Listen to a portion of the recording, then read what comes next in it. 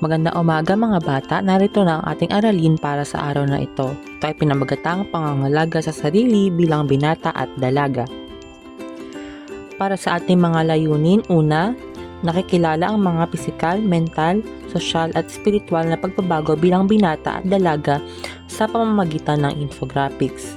Ikalawa, nagagampanan ang mga tungkulin ng pangangalaga sa sarili sa pagtungtong ng pagbibinata at pagdalaga sa pamamagitan ng paggawa ng knowledge product. Ikatlo, na ipapamalas ang kalinisan sa sarili ng may pagpapahalaga sa katawan sa kabila ng mga epekto ng puberty sa pagbabagong sosyal, pisikal, espiritual at pangkaisipan na sa pamamagitan ng masinop, maalam at ligtas na pangangalaga sa sarili. Edad ng pagbibinata at pagdadalaga. Ang pagdadalaga at pagbibinata ay isa sa mga pinakamasaya ngunit sa iba ay nakakatakot na pangyayari sa buhay ng bawat tao. Nangyayari ang mga pagbabago sa katawan ng isang tao sa pagitan ng 10 hanggang 16 na taong gulang. Tayo na dumako sa panahon ng pagbibinata para sa mga kalalakihan. Narito ang mga pagbabagong nararanasan ng mga kalalakihan para sa kanilang puberty stage. Una ay ang pagtangkad, kung saan nakakaranas sila ng pagtaas ng kanilang height, pagkakaroon ng bigote, na tinutubuan sila ng buhok sa ibabaw na bahagi ng kanilang bibig, ganoon din sa ibabang bahagi nito. Ikatlo ay ang paglapad ng katawan, dibdib at balikat kung saan sila ay tinutubuan na ng mga muscle sa bahaging ito ng kanilang mga katawan. Sumunod ay ang paglaki ng lalamunan o larynx kung saan lumalaki ang boses nila. Ito rin tinutubuan ng Adam's apple ang mga kalalakihan. Ikalawa ay ang pagkakaroon ng buhok sa iba't ibang bahagi ng katawan kung saan tinutubuan na sila ng buhok sa kanilang kilikili, sa kanilang binti at sa kanilang pribadong bahagi ng katawan. Sumunod ay maaring sumailalim sa pagtutuli kung saan ang mga binata ay sumasailalim sa pagtutuli bilang bahagi ng kultura ng kalinisan sa ating bansa. Para sa panahon ng pagdadalaga. Para sa mga kababaihan, makinig sapagkat para sa inyo ang aralin na ito. Sumunod na pagbabago ay ang pagiging conscious nila sa kanilang susuotin. Ikalawa ay ang pagkakaroon ng regla kung saan ang mga kababaihan gumagamit ng pasador o napkin o sanitary pad sa tuwing mayroon silang buwa ng dalaw. Sumunod ay ang paglaki at pagbilog ng dibdib at paghaba ng binti. Bumibilog din ang kanilang katawan tungo sa pagiging ganap na babae at katulad ng mga kalalakihan ay nagkakaroon din ng tigyawat ang mga kababaihan. Sumunod ay ang pagkakaroon ng buhok sa kilikili at iba pang bahagi ng katawan katulad ng nararanasan ng mga kalalakihan sa kanilang puberty. Sumunod ay ang pagiging palaayos. Para sa panahon ng pagdadalaga, makakatulong ang mga tips na ito upang mapanatili ang inyong kalinisan sa panahon ng pagreregla. Ano nga ba ang regla? Ang regla ay dumarating minsan sa isang buwan ayon sa bilang ng menstrual cycle. Ang menstrual cycle ay bilang ng araw ng pagitan sa pagkakaroon muli ng regla. Ito ay ang pagkukumpara ng pagkakaroon ng regla sa nagdaang buwan na huling nagkaroon kayo ng regla. Sumunod, ang karaniwang cycle ay mula 15 hanggang 19 na araw na pagitan. Para sa paghahanda tungo sa malinis at maayos na pagreregla, narito ang mga tips na inihanda ni teacher sa pamamagitan ng infographics. Una ay ang maligo araw-araw, ugaliin na linisin ang ibabang bahagi ng katawan tulad ng ngipin, kuko, tainga, kilikili, singit at tunod.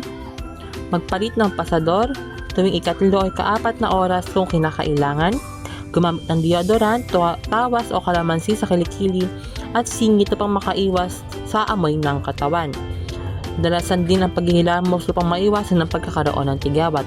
Ilan lamang ito sa mga tips na maaaring ibigay ng guro para sa inyo upang mapanatiling malinis ang inyong mga katawan, mga girls, para sa ating pagreregla. Kailangan na sundin natin ito upang makaiwas tayo sa anumang bakterya o impeksyon na maaaring makasama sa atin. Panahon ng pagbibinata.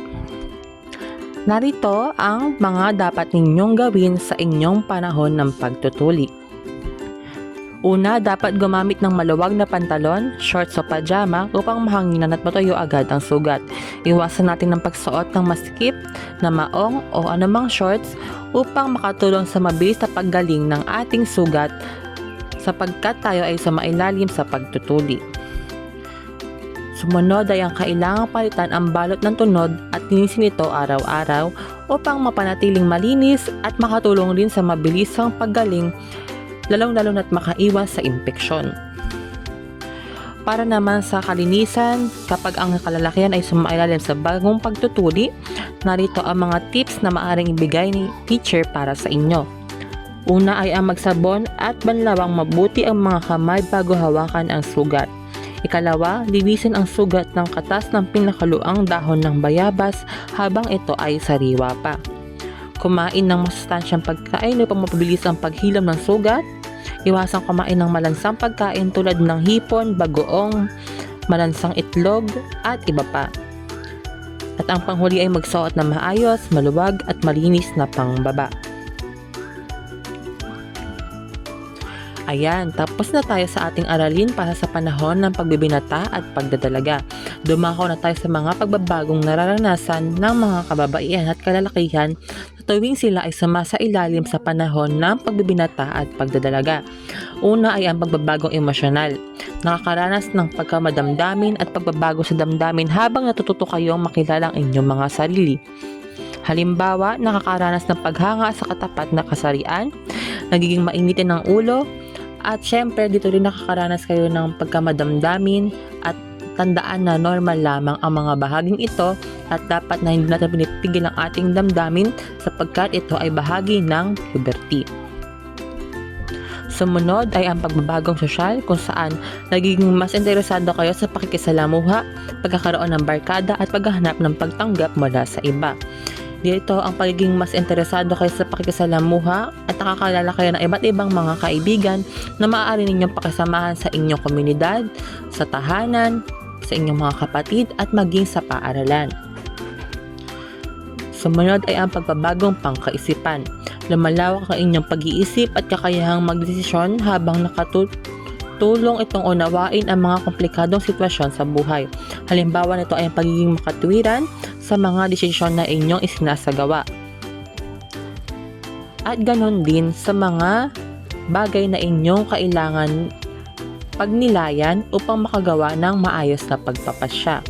Sumunod naman ay ang pagbabagong espiritual kung saan simula nang magtanong tungkol sa kahulugan ng buhay at magkaroon ng mas malalim na pananampalataya o paniniwala.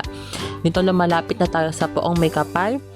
Natututo tayong manalangin, magpasalamat at humiling sa Panginoon ng gabay para sa ating pang-araw-araw na pamumuhay. Yun lamang para sa ating aralin sa araw na ito. Ang mga susunod na aktibidad ay maaaring niyong tignan sa ating Google Classroom sa inyong pagsagot ng mga aktibidad na inihanda natin para sa aralin sa araw na ito. Yun lamang, maraming salamat sa pakikinig. Paalam.